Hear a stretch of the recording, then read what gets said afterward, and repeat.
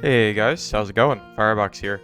We are back, and I'm going to be talking about the biggest patch that we have seen to date, and I'm going to give some of my thoughts. Warlock is receiving some astronomically big changes, and I'm really excited to talk about this with all of you. I'm going to focus on the updates that affect the game itself rather than the things that got fixed. There's a lot of things to talk about update-wise. I'm going to try to go through these quickly. Let's go ahead and get started. The first thing is sounds have been added to UI items, perks, skills, spells, etc. Water sounds are now going to play when you step on water. This could make a difference. There are certain parts of the dungeon where if you're walking on water, it's going to give you a audio cue, and it might make it a little bit harder to stealth as well if you're in these areas. I know at least for Goblin Caves, there really isn't a lot of water, so it probably won't affect much, but hey, you know what? It makes sense from a game standpoint, so I'm glad to see it added. Next, we have 7 new emotes have been added. I don't know what emotes these are, but it's always welcome to just see more content being added to the game. A feature is being added to receive server maintenance notices in-game. Additional protection added against security vulnerabilities. This is just kind of back-end stuff, nothing really game-changing. Barbarian and fighter face shapes have been modified. I would assume that this isn't really going to affect anything. Bard rework to make the class more gear and attribute dependent. This I am very interested about. I would assume this makes the starter Bard a little bit weaker, but on the higher end maybe makes him a little bit stronger. Curious to see how this ends up being balance-wise. And of course, this should give Bard gear more value in the trading post. New attributes have been added, manual dexterity and persuasion. We don't have any info on this, but hey man, I'm interested to see what these end up being. Warlock's Curse of Pain now has slightly more generous aim. This is really big. I don't know how many of you have seen the cone when you hit somebody or try to, but it's nothing like Zap. If Curse of Pain now has the same hitbox that Zap does, this is a really big deal and could make Warlock significantly more viable with the upcoming changes that we're about to talk about. We're going to see 2 new perks added to Warlocks, Curse Mastery, and Vampirism, along with 8 new spells, Bolt of Darkness, Evil Eye, Bloodstained Blade, Flame Walker, Life Drain, Ray of Darkness, Eldritch Shield, and Summon Hydra. That's a lot to unpack and talk about, but we don't have descriptions on these. But I will say, I am very excited to see everything that Warlock is going to be added. And the Summon Hydra specifically, I am very curious how strong this is going to end up being. Rogue will no longer break stealth when bumped if the pickpocket perk is equipped. I think this is a perfectly fine change. Let people who want to pickpocket do it. When you get bumped on stealth, pickpocket just wasn't good. It's still not super great, but for people that want to do it for fun, just let them do it. Rogue's high cooldown changed from 45 seconds to 40. This is probably fair. They've already gutted it down from, 60 second to 20 second duration without the perk. Rogue's Cutthroat cooldown changed from 60 seconds to 28 seconds. This is interesting. Maybe we start to see Cutthroat used more. If I remember correctly, this is the ability that will silence a target. And going down less than half of the cooldown time might make this more viable. Ranger's Quick Shot now is going to fire a different amount of arrows based on the bow type. We don't have the information here, but I could assume the longbow will probably have 2 shots. Maybe recurve does 3. I don't know if they would increase survival bow to 4 because no one really uses it, but maybe. But I feel like that might get too strong. So recurve and survival maybe stay at 3, and they reduce longbow to 2 since everyone uses that weapon right now. The quick shot cooldown is going to increase from 18 to 28. This is a really big deal. 10 extra seconds. It felt like the cooldown was pretty much nothing, so this is going to give you a 28-second window to push a ranger who has wasted their quick shot. Ranger's multi-shot cooldown is going to change from 35 to 28. This is interesting that it's buffed. I guess the quick shot and the bread are the meta uses right now. So with that in mind, maybe this makes some people lean towards multi-shot with the quick shot changes, but it's hard for me to imagine people not taking quick shot. But again, we're just gonna have to wait and see what it looks like on the longbow. Ranger's penetrating shot reduced from 28 to 24.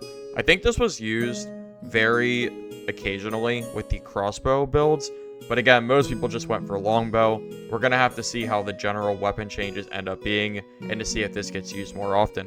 The hunting trap is now only gonna deal 1 damage per second at all rarities. The only thing I'm curious about is, will the hunting trap still deal that initial 25-ish damage when you first hit it? Or is it going to do 0 damage, trap you, and then deal 1 damage per second? We're going to have to wait and see how this is going to be, but depending on the wording, if hunting traps don't do that initial damage anymore, that could be a pretty big deal and not make it as punishing to hit random ranger traps. Wizard's fireball damage is going to reduce from 30-15 to 25-10. This is interesting. My guess is that this is going to happen because of all the weapons being rebalanced. So they were afraid of Wizard being too oppressive, being unnerfed. We're going to just have to wait and see. All weapon damage is being rebalanced. My understanding is this would be all melee, ranged, etc.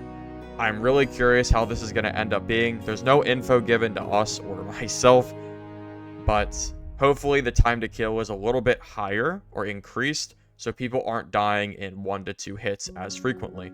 Because I think slower combat is just generally more enjoyable when you have more time for counterplay. Most armors have been updated and given additional bonuses to just armor rating. I hope that this makes the starter armor more worth keeping instead of people just dropping everything, because the naked meta was kind of lame. I hope now with just the basic armor, maybe it has like 1 agility or just some small stat attached to it, so you don't feel as compelled to just drop it because it's only giving you a little bit of armor rating instead, which doesn't really scale early game. The value range of most modifiers have been rebalanced. This is one of those that we're just going to have to wait and see when the patch launches. I know some of them were very strong, like plus weapon damage. I'm sure all of these were reduced. The battle axe now has a slightly longer range. That's good. That weapon kind of sucked. Maybe it's a little bit better now, but I feel like the attack pattern might still be too predictable and slow. The slightly longer range might not really affect, but we'll just have to wait and see. Torches and lanterns are going to give a slight move speed advantage rather than battling. This could be a big deal. Dual wield Slayer Fighter. Remember when I was using lanterns with my falchion? Well, now I can use the falchion lantern dual wield and get a speed buff, which will help me catch up to players. Rarity specific skins have been added for the drum and lyre. Coin bag that holds up to 500 gold coins have been added, but they must be crafted at Leathersmith, and a coin chest that holds 3,000 coins, but must be found in treasure wards. I think these are great additions. I know some people were against them, but hear me out. The gold keys were basically just being used as money, and I don't think that's really healthy for the game. I would personally prefer to have a way in-game to store more gold than having to try to purchase gold keys that could change in price overnight just to hold that extra storage. I'm curious to see how expensive these gold holding items end up being in-game. We're also going to get 4 new artifacts. My understanding our artifacts are just unique weapons. We're going to have Echo of Scream, Soul Reaper, Death Bloom, and Sticky Stick.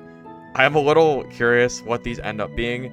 The only one I kind of have a thought of is maybe the Stinky Stick is a quarterstaff that does some kind of disease damage. I just think that sounds cool. But of course, I have no idea what it's going to be until the game launches. The Cloak's Claw Simulation has been slightly optimized. I don't really know what this means. I guess it's just going to look a little bit better, so that's cool. Item skins are now properly displayed on the paper doll. I don't really know what this means either, but we'll just call that a quality of life fix in-game. Lockpick drop rate has been increased. This is great. I feel like lockpicks were very rare. I still feel like it's kind of an issue with Bard being able to open everything for free, basically, because they just get their 10 songs and they just add one on there. But I think this is fine. Let other classes that don't just run Bard use them, and Rogue has way too many perks to take to grab lockpicking right now. I just don't think they should be taking that, so we need more lockpick drops. The names of level modules are now displayed on the minimap. I would assume this means now when you're looking at the map on the bottom, you're going to see names above the quadrants. I think this is cool. Give you a way to name or call out areas. If that's the case, then I think that's a good change. Additional layouts added to the normal Goblin Caves map pool. This is interesting. I don't know exactly how this is going to work. My understanding is maybe when the Goblin Cave map loads, it's going to have a random chance for different quadrants to be added. So it's not always going to be the same layout. So for someone like me, who knows the Goblin Caves like the back of my hand, and always knows where I am, I'm gonna have to relearn these new quadrants. But I gotta say, I'm always interested and wanting to see new content, so this is fantastic. High roller crypt maps increased from a 4x4 to 5x5 size. Since I'm mostly a solo player, I don't play a lot of high roller crypt, but 5x5 size does sound pretty big, especially considering they had recently reduced the player count. The normal and high roller crypts are now going to share the same map pool. They also added an extra dark swarm phase so players don't feel the need to travel so much at once. I think this is good. Some of the dark swarms could be really far away. Just adding an extra thing, if it doesn't increase the time, I think is just good to give people a little bit less travel distance and make them feel a little bit less overwhelmed. Overall, I think this is a good change. Updated environments for approximately 40 level modules. That sounds like a lot of changes. We'll just have to wait and see what the levels end up looking like while playing. Level object density increased for ruins and crypts. I would assume that it just means just what is in the map is increased. So maybe the map just has more stuff to either loot or just more stuff to look at. A portal has been added to the outskirts of ruins. This is interesting. I wonder if this is going to lead to a boss. The rusty iron door is being re-added to the high roller pool. New royal coffins have been added to the dungeon, and previous gold chests have been returned as marvelous chests. Additional attack patterns are being added to the nightmare version of monsters in the Goblin Caves. This is interesting because it specifically mentions Goblin Caves. So as I play some high roller Goblin Cave, I'm hoping that we end up seeing some additional high roller changes because I don't really see them here to make them more worth running. I'm just curious how that ends up being because most PvE in this game isn't that difficult to deal with, but who knows, maybe some attack patterns makes it just more difficult to get through. The skeleton champion animations have been updated. Royal guard animations have been updated. Ruin golem sub-boss has been added. I wonder if this is what the portal is going to link to. I can only guess that's the case, but we'll have to wait and see. Merchants updated to sell a much larger amount and variety of items. This is awesome. I've been someone who's been advocating for this for a while now. I want to see more weapons and gear available at merchants to make me less dependent on trade hall. I hope this is a good change. Greater luck potion has been added to the fortune teller. Greater luck potion's been added to the fortune teller. I would assume this is just a bigger luck potion to add more of a gold sink and allow you to get more luck per run. New craft and mining atoms added. This is interesting. Maybe it gives more use to cobalt and ruby silver, which I think is something that is definitely needed because only having the armor is just a little bit underwhelming. Equipment slot filter has been added to trading post, and trading post now displays a timestamp. I don't know exactly how these are going to look, but any trading improvements that we can get are going to be welcome. Finally, at the bottom, we have several other changes not listed were included. Of course, there's no way for me to know what these are, but very curious to see what these end up being. And that's going to be all the patch notes. Let me know what you think of these in the comments below. Like the video if you enjoyed it, and subscribe to the channel for future Dark and Darker content. I am planning on streaming this, whether it be tonight, after the servers come up, or tomorrow. Just depends on how late they end up doing this. Thanks all for watching. Have a great day.